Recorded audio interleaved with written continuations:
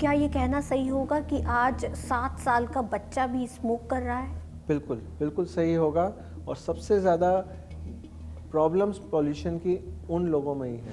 Pollution की वजह से लाइफ एक्सपेक्टेंसी कम होती जा रही है। 3 से 3.5 साल आपकी एज के पॉल्यूशन के कांस्टेंट एक्सपोजर से कम होते जा रहे हैं। वो खून की नसों में भी एब्जॉर्ब हो जाता है। जैसे वो खून की नसों में जाता है तो खून तो हमारी बॉडी में हर जगह सर्कुलेट करेगा, तो वो हार्ट की वेसल्स में जाने से हार्ट अटैक का रिस्क बढ़ा सकता है। ब्रेन की वेसल्स में जाने से स्ट्रोक का रिस्क बढ़ा सकता है। आँखों में जाने की वजह से आँखों में आपके जलन होती है, आँखों में पानी आता है। ऐसे ही जब ये नाक के अंदर इरिटेशन करती है तो आपको छींकें आती हैं, आपकी नाक बंद हो जाती है। और जब ये सांस की नली में नीचे चली जाती है तो सांस की नली में कंजेशन बनाती है। ये बलगम और म्यूकस ज़्यादा बनने की वजह से जो लंग्स में फंस जाता है तो आपको निमोनिया का रिस्क बढ़ जाता है। फ्लू के इन्फेक्शन ज़्यादा सीवियर होने का चांस हो जाता है। और इसके अलावा टीबी जैसे इन्फेक्शंस भी आपको ज़्यादा हो सकते हैं। आजकल एक टर्म लगातार हेडलाइंस में बना हुआ है, वो है एयर पोल्यूशन। सीएनबीसी आवाज आपको लगातार अलर्ट कर रहा है कि हवा जहरीली है। इस जहरीली हवा से बचने के लिए लोग घर से बाहर निकलने से पहले 2 बार सोच रहे हैं, लेकिन आज भी कई लोगों को ये नहीं पता कि घर के अंदर सांस लेना भी उनके लिए खतरनाक हो सकता है। जी हाँ, आपने बिल्कुल ठीक सुना। WHO के मुताबिक 2020 में हाउस होल्ड एयर पोल्यूशन की वजह से 32 लाख लोगों की मौत हुई थी, जिनमें 5 साल से कम उम्र के 2,37,000 बच्चे भी शामिल थे। तो अब करें तो करें क्या? जाहिर सी बात है, सांस लेना तो नहीं छोड़ सकते हैं, लेकिन खुद को सुरक्षित रखने की कोशिश जरूर कर सकते हैं। नमस्कार, मैं हूँ डिम्पल। स्वागत है आपका सीएनबीसी आवाज के खास शो सेहत की आवाज में। एयर पोल्यूशन से कौन सी बीमारियां हो सकती है, इन बीमारियों का इलाज कैसे करें और कैसे हवा में फैली टॉक्सिसिटी को खुद से दूर रखें, इस सब पर डिटेल में बात करने के लिए हमारे साथ मौजूद है अपोलो हॉस्पिटल्स के रेस्पिरेटरी विभाग में senior consultant doctor Nikhil Modi. Doctor Modi, स्वागत है आपका हमारे शो में। शुक्रिया। डॉक्टर मोदी, सबसे पहले तो हमें यही बता दीजिए कि एयर पोल्यूशन किसके लिए सबसे ज़्यादा खतरनाक है? अगर हम एयर पोल्यूशन की इस टाइम पे बात करते हैं तो इस टाइम पे मैं कहूँगा चाहे बूढ़ा हो, जवान हो या एल्डरली हो और बच्चा हो, तो इनमें से हर एक इंसान को पोल्यूशन का इफ़ेक्ट हो रहा है और कोई भी इससे बचा नहीं हुआ। बच्चों में लंग्स अभी डेवलपिंग स्टेजेस में होते हैं तो ज़्यादा पोल्यूशन का एक्सपोजर जल्दी होने से इफ़ेक्ट जल्दी दिखने लगते हैं। और जो बूढ़े हो चुके हैं उनके लंग्स थोड़े एज के साथ वैसे ही कमज़ोर होने लगते हैं तो उन पे इफ़ेक्ट ज़्यादा होता है। पर कोई भी एज ग्रुप इस टाइम सेफ़ नहीं है इस पोल्यूशन से। जो लोग स्मोक करते हैं उनकी लंग्स पर एयर पोल्यूशन का असर कैसे दिख रहा है? पोल्यूशन अपने आप में एक लंग को काफ़ी डैमेज करने वाली चीज़ है। इनफैक्ट कुछ बीमारियां जो हम पहले स्मोकर्स में देखते थे सिर्फ, जैसे लंग कैंसर का रिस्क बढ़ना, COPD होना, वो पोल्यूशन से हो रहा है। तो उसके साथ अगर आप स्मोकिंग भी कर रहे हैं तो ये तो आप एक दो चीज़ें एक साथ करके और ज़्यादा डैमेज प्रोड्यूस कर रहे हैं अपने लंग्स में। और जो लोग स्मोक नहीं करते, क्या उनके लिए भी ये एयर पोल्यूशन इतना ही खतरनाक है? ऑब्वियसली अगर आप स्मोकिंग कर रहे हैं तो उसका इफ़ेक्ट होने की वजह से ज़्यादा डैमेज है, पर पॉल्यूशन इस टाइम पे इतना ज़्यादा है कि उसका जो डैमेज है वो ऑलमोस्ट स्मोकर्स के ज़रिए होने वाले डैमेज से भी ज़्यादा हो गया इस वक्त जी। पे। तो आप चाहे स्मोकिंग नहीं भी कर रहे तब भी आपके फेफड़ों पे इफ़ेक्ट होने का चांस बहुत हाई है। दिल्ली का AQI 1000 को पार कर गया है। इस हवा में सांस लेने का मतलब कितना है? एक दिन में तुम कितनी सिगरेट्स पी रहे हो? देखिए, एक साइंटिफिक फार्मूला, एक डिवाइस हुआ था जिसमें बात करी जाती है 0.22 माइक्रोन्स के PM 2.5 का एक्सपोजर पर मीटर क्यूब के हिसाब से वो एक सिगरेट के बराबर है। तो अगर उसको हम एक्स्ट्रापोलेट करें तो अगर हमारा PM 2.5 का लेवल जब 500 होता है तो 25 से 30 सिगरेट के बराबर हो जाता है। और 1000 की बात करें तो हम 50 से ज़्यादा तक सिगरेट एक दिन में पी रहे हैं। 50 से ज़्यादा सिगरेट एक दिन में, नॉन स्मोकर्स के लिए। नॉन स्मोक और जो लोग स्मोक करते हैं उनके लिए तो ये नंबर और भी हाई है। बहुत ज़्यादा बढ़ जाएगा उससे। लंग्स के अलावा और कौन से बॉडी पार्ट पर एयर पोल्यूशन खतरनाक साबित हो रहा है? देखिए, जैसे कि हम बात करते हैं, जब हम एयर पॉल्यूशन की बात करते हैं तो PM 2.5 की बात करते हैं। उसके अलावा काफ़ी सारी हार्मफुल गैसेस पॉल्यूशन में, जैसे सल्फ़र डाइऑक्साइड, नाइट्रस ऑक्साइड, ये सारी गैसेस का मिश्रण जो होता है, जो लंग्स पे डायरेक्टली इफेक्ट करता है। पर PM 2.5 की बात करना इसलिए ज़रूरी होता है कि वो PM 2.5 माइक्रॉन्स की हम बात कर रहे हैं। वो पार्टिकल इतना छोटा है कि जब हम उसको इनहेल करते हैं तो लंग्स में वो गहराई तक चला जाता है, डीप चला जाता है, और इतना डीप जाने के बाद वो खून की नसों में भी एब्जॉर्ब हो जाता है। जैसे ही वो खून की नसों में जाता है तो खून तो हमारी बॉडी में हर जगह सर्कुलेट करेगा, तो वो हार्ट की वेसल्स में जाने से हार्ट अटैक का रिस्क बढ़ा सकता है, ब्रेन की वेसल्स में जाने से स्ट्रोक का रिस्क बढ़ा सकता है। तो बाकी सारे ऑर्गन्स भी इसकी चपेट में आ जाते हैं। जो एक पुरानी कहावत है, prevention is better than cure, तो जितना पॉल्यूशन से आप अपने आप को बचा सकेंगे उतना बेस्ट है। तो जितना मिनिमाइज आप अपना पॉल्यूशन का एक्सपोजर कर सकते हैं उतना ही आप अपने आप को सेव कर सकते हैं। तो अगर आप बाहर जा रहे हैं, एक तो पहले आप पॉल्यूशन का लेवल देखिए। पॉल्यूशन का लेवल जब बहुत ज़्यादा है, जो हम देखते हैं कि सुबह के वक्त और शाम के टाइम पे हवा ठंडी होने के कारण एयर सर्कुलेशन बहुत स्लो हो जाता है, जिसकी वजह से ज़्यादा पॉल्यूशन होता है। उस टाइम पे आप बाहर मत निकलिए। धूप आने से, एयर गर्म होने से सर्कुलेशन, एयर स्पीड फास्ट हो जाती है, तो थोड़ा सा बेटर होता है। तो उस टाइम पे निकलिए अगर बहुत ही नेसेसरी है। बच्चों को और बूढ़ों को तो बाहर इस टाइम पे निकलना ही नहीं चाहिए, और निकल भी रहे हैं तो मास्क ज़रूर लगा के निकलें। मास्क एक ऐसी चीज़ है जो आपको डायरेक्ट पोल्यूशन जो आपके अंदर जा रहा है, अगर हम N95 की बात करें तो वो 95 रेटिंग है कि वो 95% तक ये पॉल्यूटेंट पार्टिकल्स को फिल्टर कर सकता है। तो ये लगा के जाएंगे तो पॉल्यूशन का एक्सपोजर आपका 95% तक कम हो सकता है। तो ये प्रिवेंटिव स्टेप सबसे बेस्ट स्टेप होता है अपने आप को बचाने का। आजकल लोगों की सांस फूल रही है, सांस उखड़ भी रही है, क्या इस सब के पीछे का कारण भी एयर पोल्यूशन ही है? बिल्कुल। जब आप इस, जैसे हम बात कर रहे हैं पार्टिकुलेट मैटर की और गैसेस की, जो ये गैसेस होती हैं ये इरिटेंट होती हैं। तो जैसे ही आप डायरेक्टली इन हवाओं को एक्सपोज होते हैं, आँखों में जाने की वजह से आँखों में आपके जलन होती है, आँखों में पानी आता है। ऐसे ही जब ये नाक के अंदर इरिटेशन करती है तो आपको छींकें आती हैं, आपकी नाक बंद हो जाती है, और जब ये सांस की नली में नीचे चली जाती है तो सांस की नली में कंजेशन बनाती है, जिससे खांसी, सांस भारी होना, और सांस पूरी तरह ना ले पाने की वजह से आप सांस में ही ज़्यादा एनर्जी यूज़ करते हैं, तो इसलिए एग्जॉस्ट जल्दी हो जाते हैं, थक जल्दी जाते हैं। तो ये सारा कुछ इससे बिल्कुल एक्सप्लेन होता है। आजकल लोगों को खांसी बहुत ज़्यादा आ रही है और लगातार आ रही है, तो उनको क्या करना चाहिए? देखिए, खांसी ऑब्वियसली पॉल्यूशन की वजह से हम जैसे कह रहे हैं, तो एक तो अपने आप को इसका एक्सपोजर मिनिमाइज़ कर सकें तो आपकी खांसी कम होगी। कुछ घरेलू स्टेप्स होते हैं, नुस्खे होते हैं जो हम पुराने ज़माने के कहते हैं, जिससे खांसी कम करी जा सकती है। पर हमें ये समझना चाहिए ये सिर्फ सिम्टम्स को रिलीव कर रहे हैं घर के नुस्खे, ये आपकी पॉल्यूशन से होने वाले लॉन्ग टर्म डैमेज को कम नहीं कर रहे। तो स्टीम लेना, पानी गुनगुना करके नमक डाल के गार्गल्स करना, उसके अलावा अदरक और शहद का रस लेना, और ये आपकी जितनी ये हर्बल टीज़ होती हैं ये सब लेना, इससे आपके गले को सूदिंग होने से और पॉल्यूटेंट्स को क्लियर करने से खांसी थोड़ी हद तक कम हो जाएगी।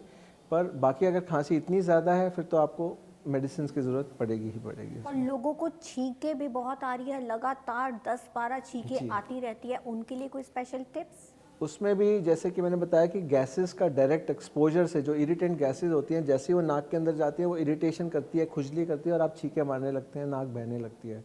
तो मास्क लगा के एक्सपोजर कम करें, स्टीम लेने से अंदर का रास्ता साफ़ होगा। तो ये सिंपल स्टेप्स हैं जिससे आप सिम्टम्स को थोड़ा हद तक कंट्रोल कर सकते हैं। एयर पोल्यूशन से बीमारियां कौन कौन सी होती हैं? देखिए, जब एक्यूटली हम बात करें, सर्दियों की जब हम बात करते हैं तो इसमें एक्यूटली पॉल्यूशन का लेवल राइज करता है।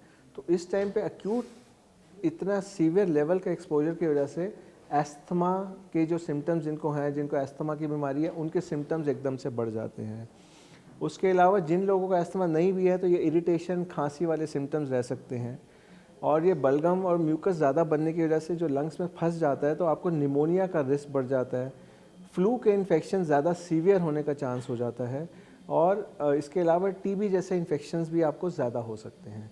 ये तो हम एक्यूट की बात कर रहे हैं, पर अगर हम देखें तो पोल्यूशन का लेवल कभी भी बिल्कुल नॉर्मल कभी भी नहीं रहता। इवन गर्मियों में भी PM लेवल हाई रहता है अगर हम मेजर स्टेट्स की और सिटीज़ की बात करें। तो आपका जो कांस्टेंट एक्सपोजर होता रहता है उसकी वजह से जब लॉन्ग टर्म अंदर ये पार्टिकुलेट मैटर डिपॉजिट होता है, लंग्स में चेंजेस प्रोड्यूस करता है, तो आपकी सांस की नलियों में परमानेंट डैमेज हो जाता है, जिससे आपको COPD, chronic obstructive pulmonary disease नाम की एक बीमारी होती है, जिसमें आपको सांस रेगुलर फूलता ही रहता है, थोड़ा भी एक्सर्ट करते हैं आप सांस फूलते हैं। आपको लंग कैंसर जैसी घातक बीमारियों का रिस्क बढ़ता है। और इसके अलावा जैसे मैंने बताया कि जब ये ब्लड वेसल्स में जाने से आपको हार्ट अटैक का रिस्क, ब्रेन स्ट्रोक का रिस्क, ये सब भी बढ़ जाते हैं। तो ये सारी बीमारियां लॉन्ग टर्म पॉल्यूशन के एक्सपोजर से हम देख सकते हैं। इनमें से जानलेवा बीमारियां कौन कौन सी हैं? आपको निमोनिया भी अगर ज़्यादा सीवियर हो और आपके लंग्स कमज़ोर हो चुके हैं पॉल्यूशन से, तो वो भी आपके लिए घातक हो सकता है। लंग कैंसर तो अपने आप में कैंसर अगर हम है उसको अर्ली स्टेज में ना पकड़े तो वो तो घातक है ही है। COPD भी ऐसी बीमारी होती है जो एक बार हो जाए तो वो प्रोग्रेसिव है, मतलब वो हो गई तो वो और धीरे धीरे करके लंग्स डैमेज होते ही चले जाते हैं, तो अल्टीमेटली वो भी आपको जानलेवा बन सकता है। और सीवियर हार्ट अटैक आ जाए और स्ट्रोक आ जाए तो ये भी घातक बीमारियों में ही इंक्लूड किया जाएगा। डॉक्टर मोदी, सबसे पहले हम अस्थमा के बारे में बात कर लेते हैं। अस्थमा में एग्जैक्टली होता क्या है? अस्थमा एक तरह की एलर्जी की बीमारी है। तो पहले के टाइम पे जब अस्थमा की हम बात करते थे तो हम मोस्टली आपको किसी स्पेसिफिक चीज़ से एलर्जी की बात करते थे। तो जैसे फूलों में से पॉलन्स हवा में बिखरे रहते हैं, तो जैसे ही आपको स्प्रिंग सीज़न या पॉलन्स का सीज़न आता है तो उस टाइम पे उनके सांस के रास्ते में एक्सपोजर से आपके अंदर एलर्जी के प्रोटीन ज़्यादा होते हैं जो रिएक्ट करते हैं, जिससे आपको खांसी, ज़ुकाम, सांस जैसी बीमारी हो सकती थी। उसके अलावा कैट्स, डॉग्स जो पेट्स होते हैं उनमें डैंडर्स होते हैं, उसके एक्सपोजर से भी कई लोगों को, तो ये फैक्टर्स की बात करते थे। पर इस टाइम जो इरिटेंट गैसेस आप एक्सपोज होते हैं तो उसकी वजह से भी जो एलर्जिक सिम्टम्स होते हैं, जो पॉल्यूशन के पार्टिकुलेट मैटर से भी होते हैं, तो वो ज़्यादा इंपॉर्टेंट कॉज हो गया है रादर देन जो पहले एक्चुअली अस्थमा की बीमारी थी। तो ये है एलर्जिक रिएक्शन ही, तो जिसमें हम हवा में बिखरी हुई चीज़ों के अगेंस्ट सीवियर रिएक्शन बॉडी देने के कारण सांस का रास्ता ब्लॉक हो जाता है और सांस और खांसी की दिक्कत आती है। क्या बढ़ते प्रदूषण से अस्थमा और गंभीर होता जा रहा है, या कुछ ऐसे टिप्स भी है जिसकी मदद से हम इसको कंट्रोल कर सकते हैं? देखिए, अस्थमा डेफिनेटली बहुत ज़्यादा ख़राब होता जा रहा है। जिन लोगों को माइल्ड सिम्टम्स हुआ करते थे अस्थमा के, हल्की फुल्की दवाइयों से कंट्रोल हो जाते हैं, आज की डेट में इस पॉल्यूशन की वजह से उनको सिम्टम्स कंट्रोल करना मुश्किल हो जाता है। कई बार जब सीवियर हो जाता है तो पेशेंट को एडमिशन तक की ज़रूरत पड़ जाती है। इमरजेंसी विजिट्स हम देखते हैं अस्थमा वाले पेशेंटों की बढ़ जाती है, उनको नेबुलाइज़र देना पड़ता है, कई बार स्टीरॉयड्स तक की दवाइयाँ उनको ज़रूरत पड़ती है। तो ऑब्वियसली दिक्कतें तो ज़्यादा बढ़ ही रही हैं अस्थमा वाले पेशेंटों में। और इसमें अगेन जो है अस्थमा का जो फर्स्ट लाइन हमें ट्रीटमेंट हमने मेडिकल कॉलेज में जब से हम आए हैं तो पढ़ा है कि आपको एलर्जन से अपने आप को बचाना है। जो चीज़ हवा में एलर्जी कर रहे हैं उनसे दूर रहना है। तो पॉल्यूशन से बचने का तरीका फिर वही मास्क आता है, तो मास्क लगाएंगे तो हम अपने आप को सेफ रख सकते हैं इन चीज़ों को। क्या हम घर पर पहले ही पता लगा सकते हैं कि लंग्स जो हैं वो हेल्दी नहीं है या डैमेज हो रही है? देखिए, उसमें यूजली जो अस्थमा जैसे हमारे पेशेंट्स होते थे तो उसमें एक पीक फ्लो मीटर होता है जो हम लोगों को देते हैं, जिसमें जो प्रेशर से फूंक मार के वो अपना फ्लो जनरेट कितना हो रहा है वो देख सकते हैं। तो उसमें आपका एक बेसलाइन फ्लो होता है और आपको सिम्टम्स आने लगे तो आप उसको चेक करिए, सुबह और शाम में डिफरेंस चेक करिए। तो उसमें अगर वो सिग्निफिकेंट डिक्रीज़ हो रहा है पीक फ्लो मीटर में, तो हम कह सकते हैं कि हाँ, आपके सिम्टम्स बढ़ने की वो पहले लक्षण है और आपको दवाई की ज़रूरत पड़ने वाली है।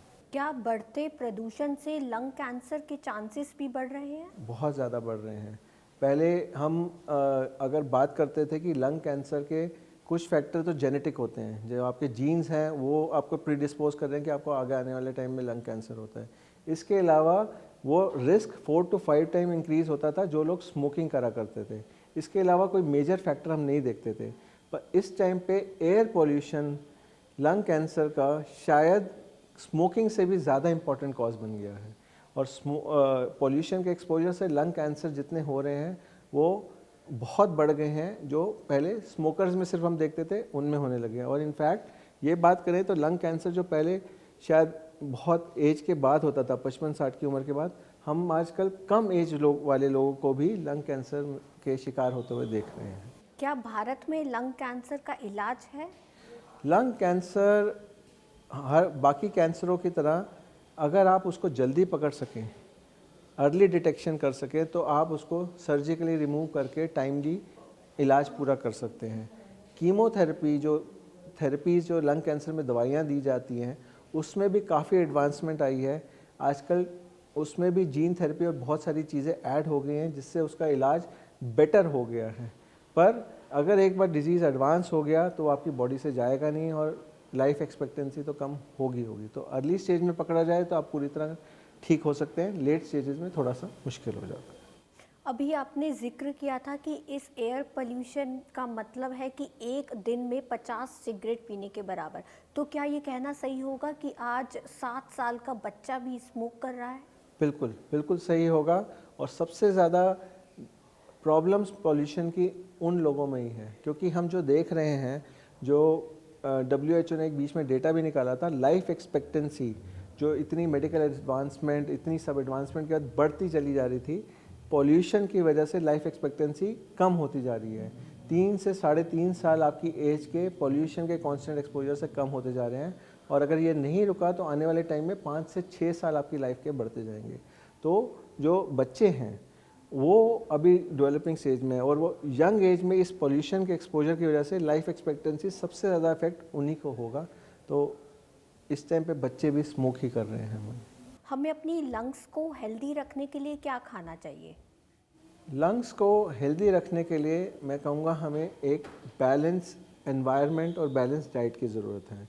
अगर हम डाइट में बात करें तो लंग्स को हेल्दी रखने के लिए, लंग्स ऐसे ऑर्गन होते हैं जिसमें कुछ मैकेनिज़्म होते हैं जो लंग्स अपने आप को क्लीन करते रहते हैं, पर इतना पोल्यूशन होने के कारण वो मैकेनिज़्म फेल हो जाता है। तो उसको सपोर्ट देने के लिए हमारी डाइट में विटामिन ज़्यादा होने चाहिए, मिनरल्स ज़्यादा होने चाहिए। Vitamin A, vitamin E, vitamin C rich food जो होते हैं, सी की बात करें तो नींबू, आंवला, ब्रोकली। विटामिन ए जितने भी आपके कलर्ड फ्रूट्स और वेजिटेबल्स होते हैं, सेब, इन सब में विटामिन ए होता है। कॉड लिवर ऑयल और ये सब जो होते हैं इनमें विटामिन ई होता है। तो इन सब की एंटीऑक्सीडेंट प्रॉपर्टीज़ होती है कि जो अंदर पॉल्यूशन से बनने वाले ऑक्सीडेंट रेडिकल्स होते हैं जो डैमेज कर रहे हैं उनको कम करने की। तो अगर आप डाइट में ये बैलेंस डाइट में ये फल, फ्रूट और सब्जियाँ, ड्राई फ्रूट्स वगैरह भी इंक्लूड करेंगे तो कुछ हद तक आप डैमेज से बच सकते हैं। इसके अलावा बैलेंस एनवायरनमेंट में आपको स्लीप, हम नींद को काफ़ी बार भूल जाते हैं। अगर आप 7 से 8 घंटे की प्रॉपर स्लीप नहीं ले रहे तो बॉडी हमेशा स्ट्रेस में है और स्ट्रेस्ड आउट बॉडी में पॉल्यूशन का मार ज़्यादा होगी। तो नींद भी आपको ज़रूरी है, थोड़ी बहुत एक्सरसाइज भी ज़रूरी है। इस एनवायरनमेंट में बाहर की एक्सरसाइज रिकमेंडेड नहीं है। तो आपको अगर एक्सरसाइज करनी है तो क्लोज एनवायरनमेंट में जहाँ पे पॉल्यूशन को आप रेगुलेट कर सकें वहाँ पे आप ज़रूर करिए। थोड़ा बहुत डीप ब्रीदिंग एक्सरसाइजेस, थोड़ा बहुत योगा और जितनी भी आपकी कार्डियो एक्सरसाइजेज होती हैं वो आपकी लंग कैपेसिटी को हेल्दी करती हैं, तो ये ज़रूर करनी चाहिए। तो एक्सरसाइज, डाइट और स्लीप, इन तीनों को बैलेंस रखेंगे तो आपके लंग्स काफ़ी हद तक हेल्दी हो सकते हैं। बात जब एयर पोल्यूशन की आती है तो एक टर्म बहुत सुनने को मिलता है, वो है COPD। ये क्या है? COPD एक सांस की नली की बीमारी है जिसको हम कहते हैं क्रॉनिक मतलब लंबे टाइम रहने वाली, ऑब्स्ट्रक्टिव मतलब सांस की नलियों में ऑब्स्ट्रक्शन, नैरोइंग पैदा करने वाली पल्मोनरी छाती डिजीज़। सो COPD का फुल फॉर्म होता है क्रॉनिक ऑब्स्ट्रक्टिव पल्मोनरी डिजीज़। ये एक बीमारी एक टाइम पे, जैसे पहले भी मैंने कहा, स्मोकर्स में देखी जाती थी। स्मोकिंग के धुएं से सांस की नलियाँ डैमेज होने से सांस की नलियाँ छोटी हो जाती हैं, पतली हो जाती हैं। पर अब वो पॉल्यूशन के इफेक्ट से भी सेम चीज़ें हम देख रहे हैं। तो सांस की नलियाँ हमारी पतली हो जाती हैं, हमारी जो हवा से ऑक्सीजन लेने की कैपेसिटी लंग्स के कम हो जाती है। तो शुरुआती तौर पे इस बीमारी में चलने फिरने में, कोई एक्टिविटी करने में आपको सांस फूलता है, पर ये बीमारी जैसे मैंने पहले भी बताया था कि ये प्रोग्रेसिव होती है, धीरे धीरे बढ़ती चली जाती है। तो धीरे धीरे आप बैठे रहेंगे तब भी सांस फूलेगा और धीरे धीरे आपका ऑक्सीजन लेवल गिरने लग जाता है, क्योंकि लंग्स आपको ऑक्सीजन पूरी तरह दे नहीं पाते और ऑक्सीजन पे डिपेंडेंट होके आप बेड पे ही रह जाते हैं, आप हिल भी नहीं सकते, इतनी तक सीवियर तक ये बीमारी चली जाती है। तो जो लोग स्मोक करते हैं वो अपने आप को हेल्दी कैसे रख सकते हैं? स्मोकिंग छोड़ के इसका बहुत एक सिंपल सा तरीका है, स्मोकिंग छोड़िए। स्मोक अगर आप कर भी रहे हैं, अगर आप स्मोकिंग छोड़ते हैं तो 2 साल में लंग्स इतने एक्टिव होते हैं कि वो अपने आप को पूरी तरह रिकवर कर सकते हैं। पर वो चीज़ तभी हो सकती है जब आपने स्मोकिंग तब छोड़ी है जब आपको परमानेंट चेंजेस या COPD हो नहीं गया। एक बार हो गया, उसको रिवर्स करने का कोई तरीका नहीं। पोल्यूशन के इस क्रिटिकल समय में पेरेंट्स अपने बच्चों का ध्यान कैसे रखें? देखिए, बच्चों के मामले में सबसे बड़ी प्रॉब्लम होती है, अगर हम मास्क की भी बात करते हैं तो बच्चों को हम इंश्योर करें, खासकर छोटे बच्चों की, वो मास्क लगा के बाहर निकले वो मुश्किल है। तभी इस टाइम पे अगर हम देखें मोस्टली स्कूल्स को बंद कर दिया गया है, क्योंकि जितना एक्सपोजर उनको इस टाइम पे होगा उनके लिए जानलेवा है। तो उस चीज़ का ध्यान रखना है कि बच्चों को बाहर कम से कम ले जाएं। इस टाइम पे हालांकि हम प्रमोट करते हैं कि बच्चों को आउटडोर प्लेइंग ज़रूर करनी चाहिए, अपने मोबाइल, लैपटॉप्स और ये जो वीडियो गेम से बाहर निकल के बाहर की एक्टिविटी, बट इस टाइम पे अभी वो एडवाइजेबल नहीं है। और जैसा कि मैंने बताया, हेल्दी डाइट, प्रॉपर स्लीप और ये सब चीज़ें आप इंश्योर करेंगे तभी आपके बच्चे हेल्दी रह पाएंगे। और वर्किंग महिलाओं और पुरुषों को आप क्या टिप्स देना चाहेंगे एयर पोल्यूशन से बचने के लिए? जो लोग ऑफिसेज में जाते हैं, गाड़ी में जा रहे हैं, उस टाइम पे मास्क लगाएं। ऑफिसेज में फिर भी आपका एनवायरनमेंट क्लोज है, घर पे फिर भी आप अपना एनवायरनमेंट कंट्रोल कर सकते हैं। हालांकि इंडोर एयर पोल्यूशन जो अगर हम क्लोज डोर्स और वो रखें और वेंटिलेशन प्रॉपर ना करें तो वो ज़्यादा हार्मफुल हो सकता है। बट उसके लिए air purifiers, cross ventilation, sunlight exposure, इससे आप अपने आप इंटरनल एनवायरनमेंट को फिर भी मैनेज कर सकते हैं। जो लोग बाहर हर वक्त रहते हैं, जैसे हम कई लोग देखते हैं, जैसे पुलिस वाले होते हैं हमारे जो हर टाइम बाहर ड्यूटी कर रहे हैं, उन लोगों का एक्सपोजर बहुत ज़्यादा सीवियर है। तो उनको बाहर हर वक्त मास्क लगा के रहना है। और जितने लोग भी वर्किंग हैं जो बाहर जा रहे हैं तो बाहर मास्क ज़रूर लगाएं। यही एक सिंपल और इफ़ेक्टिव तरीका है जिससे आप इस पॉल्यूशन से बच सकते हैं।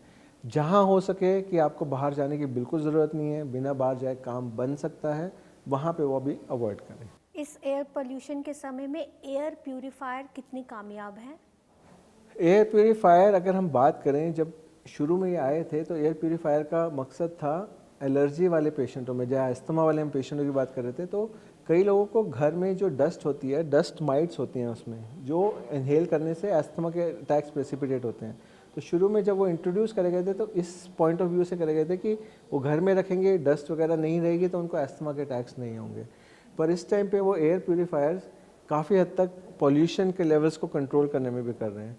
बट उसमें थोड़ा सा मैं कहूँगा कि हमें थोड़ा संभल के एयर प्यूरीफायर चूज़ करना चाहिए, क्योंकि इस टाइम ये इंडस्ट्री पॉल्यूशन की वजह से इतनी बढ़ गई है कि लेफ़्ट, राइट एंड सेंटर बहुत सारे एयर प्यूरीफायर्स आ रहे हैं। तो क्वालिटी और जो एयर प्यूरीफायर की कैपेसिटी होती है कि वो कितना बड़े कमरे को प्यूरीफाई कर सकता है, तो आप छोटा एयर प्यूरीफायर बड़े एरिया में लगा देंगे वो कोई काम नहीं करेगा। तो उसकी प्लेसमेंट उसका कहाँ पे है वो प्रॉपर है। प्रॉपर हेपा फिल्टर जो इफेक्टिव फ़िल्टर्स होते हैं, हालांकि वो थोड़े ज़्यादा कॉस्टली होते हैं नॉर्मल फ़िल्टर से, बट वो ज़्यादा इफेक्टिव फ़िल्टर होते हैं क्योंकि वो हार्मफुल गैसेस को भी फ़िल्टर करते हैं। तो ये सब आपके एयर प्यूरीफायर में है तो ये फ़ायदा करेगा, नहीं तो कोई फ़ायदा नहीं होगा। और क्या एयर पोल्यूशन से बचने के लिए कोई घरेलू नुस्खे भी हैं जो हमें रोज़ाना करने चाहिए? घरेलू नुस्खे जो हैं हमारे, वो तो जैसे मैंने बताया था कि डाइट और ये सब आपको ज़्यादा फ़ायदेमंद करेंगे, एक्सरसाइज और ये। बाकी जो घरेलू हम चीज़ें करते हैं वो हमारे को जो इमीडिएट एक्सपोजर, ज़्यादा एक्सपोजर की वजह से जो इरिटेंट सिम्टम्स आते हैं उन सब को कंट्रोल करते हैं। लॉन्ग टर्म डैमेज अगर हम सोच रहे हैं कि हमने स्टीम ले ली तो हमारे को कल को जो पोल्यूशन से होने वाले लंग कैंसर का रिस्क है वो कम हो गया, हमने काढ़ा पी लिया, हमने हर्बल टी पी ली, उससे वो नहीं होगा। आप स्टीम लेने से, गार्गल्स करने से अपने लोकल्स जो सिम्टम, गले में खराश, खांसी, नाक में छींके आना, नाक बहना, इनको कंट्रोल कर सकते हैं। बस उतना ही घरेलू नुस्खों का फ़ायदा है, इससे ज़्यादा नहीं। एयर पोल्यूशन के इस समय में लोगों की सांस बहुत जल्दी फूल रही है, तो उनको सबसे पहला काम क्या करना चाहिए? सबसे पहले तो अगर आपकी सांस फूल रही है तो आपको इमीडिएटली एक बार डॉक्टर से कंसल्ट कर लेना चाहिए। एटलीस्ट उससे सबसे पहले ये पता लग जाएगा कि कोई परमानेंट डैमेज होने वाली चीज़ तो नहीं है। और सिम्टोमेटिक ट्रीटमेंट आपको जल्दी मिलने से और राइट गाइडेंस मिलने से आप अपने आप को होने वाले डैमेज से बचा सकते हैं। तो timely right advice right time पे फॉलो करने से आप अपने आप को इस पॉल्यूशन के डैमेज से काफ़ी हद तक बचा सकते हैं। शुक्रिया डॉक्टर मोदी, एयर पोल्यूशन के बढ़ते खतरे के बारे में हमारे दर्शकों को अलर्ट करने के लिए। शुक्रिया। फिलहाल के लिए इतना ही। हम फिर लौटेंगे सेहत की आवाज़ के नए एपिसोड के साथ। तब तक के लिए रखें अपना ध्यान और इस वीडियो को करें लाइक, शेयर और कमेंट।